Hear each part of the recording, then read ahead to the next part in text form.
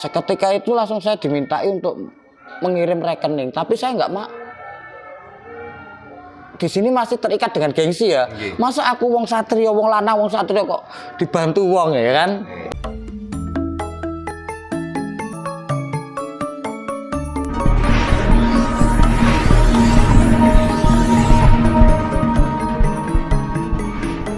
Terus kok tiba-tiba moro-moro tobat, sadar, pengen ketemu Gusti, itu apa Pak yang menjadikan seperti itu hati Pak Lasmidi?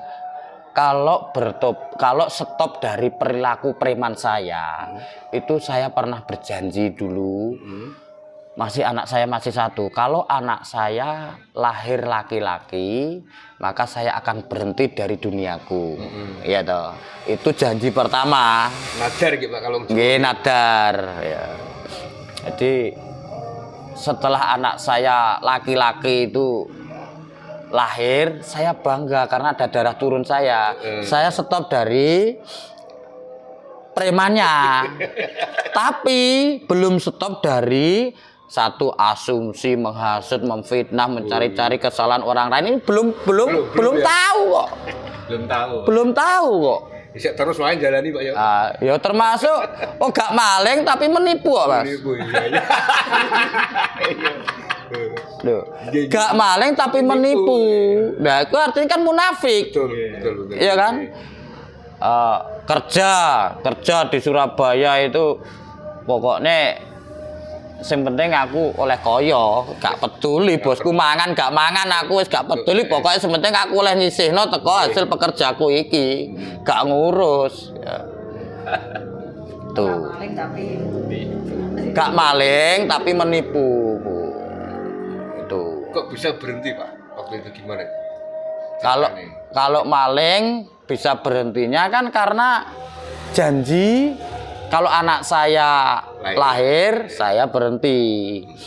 Tapi kalau untuk berhenti dari akhirnya alurnya mencari Gusti ini itu terkait gini. Saya itu bekerja setiap hari, siang malam, nggak ada hentinya saya bekerja ini, nyupir, bekerja apapun.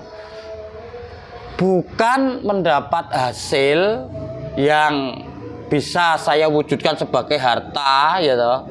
Justru malah semakin aku bekerja ini semakin kekurangan. Awalnya dari situ. Loh. Semakin aku bekerja keras, ini bukan sekarang dapat besok utang lagi kok. Satu dari situ. Kedua, nah, sakit-sakitan terus. Mulai lambung, ya, lambung, infeksi kemih, diabetes, batu ginjal, kolesterol tinggi, komplikasi ya Pak. Wes pokoknya komplikasi. Setelah saya keluar masuk dari rumah sakit terus anak, istri, cucu ikut ke proses sakit semua satu keluarga. Jangankan dibuat beli obat, besok lo mau makan apa ini saya nggak bisa. Hutang kepada tetangga nggak ada yang reken. Pokoknya saya hutang nggak ada yang reken. Termasuk saudara-saudara saya, bukan dipinjami malah disalahkan. Ya. Sekitar habis isak gitu, saya itu menangis. Tiba-tiba terpanggil, apakah aku harus menelpon? Pada saat itu nomor saya sudah digabung sama Pak Web dengan Putra Kekudangan Romo, itu sudah digabung. Akhirnya saya masuk bercerita kepada grup itu, akhirnya ditanggapi oleh kadang-kadang sepuh yang lain. Seketika itu langsung saya dimintai untuk mengirim rekening, tapi saya nggak mau. Di sini masih terikat dengan gengsi ya. Masa aku wong satria, wong lanang, wong satria kok dibantu wong ya kan? Ya. Akhirnya terus dipaksa oleh kadang namanya Pak Bambang Sutejo dari Mojokerto kalau nggak salah. Terus ada yang lain ikut serta ya, mengirimi. Nah itu kalau saya mau memanipulasi sebagai bisnis, sehari itu loh, malam itu saya itu mendapat transferan itu ada yang 600, 300, ada yang 1 juta, langsung 6.300.000. Satu malam Pak ya. Iya, kalau aku mau memanipulasi, tak buat bisnis mereka. Dengan cengeng daya tangis-tangisan buaya aku bisa tuh Mas Apri. Itu belum menemukan Gusti gitu Pak. Belum. Akhirnya saya masuk ke ini Pak Web ngomong, panjenengan harus selesaikan laku murni menuju suci panjenengan biar hidup panjenengan ini tidak mengalami proses. Iya Pak, bisnis saya patron. Bukan itu Mas, sampai harus datang ke pesonggeran untuk menyelesaikan laku murni menuju sucinya menjadi laku suci menuju abadi. Tek baru klik. Oh iya. Malamnya merenung. Tek.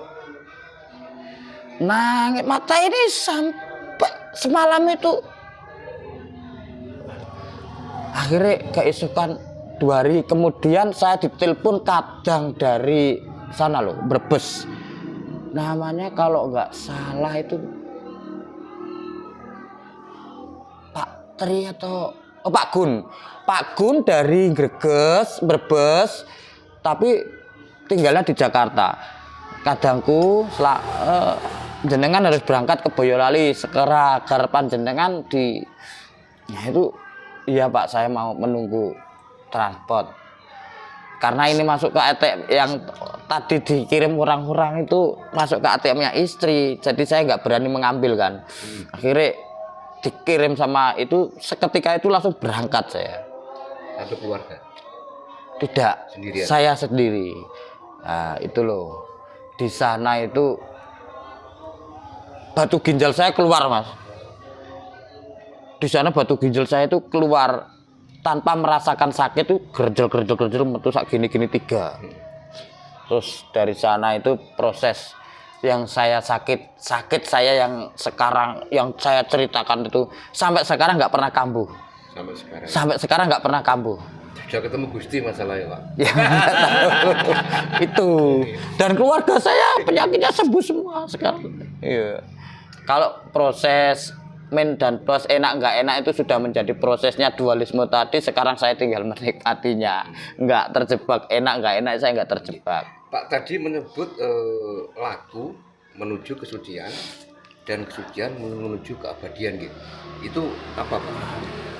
Jadi kalau laku murni menuju suci itu kan hakikatnya para pencari Tuhan ya. Para pencari Tuhan, simpelnya kan seperti itu. Pelaku pencari Tuhan. Kalau sudah di level sudah menemukan titik suci tadi, laku murni menuju sucinya sudah di puncaknya suci, berarti kita tinggal laku suci menuju abadi atau kelanggengan. Ini artinya setelah kita tahu bahwa hidup itu seperti ini, laku cara bersemeleh kepada Gusti untuk menghadapi Gusti itu seperti ini. Setelah proses perjalanan itu kan, kalau di sana kan manunggal jati ya, di sana kan manunggal jati. Setelah mencapai di titik suci itu, setelah pulang dari sana tinggal mempertahankan laku sucinya itu. Lalu pertanyaannya kan kok bisa suci itu ya hanya dimiliki Gusti itu sendiri kok manusia.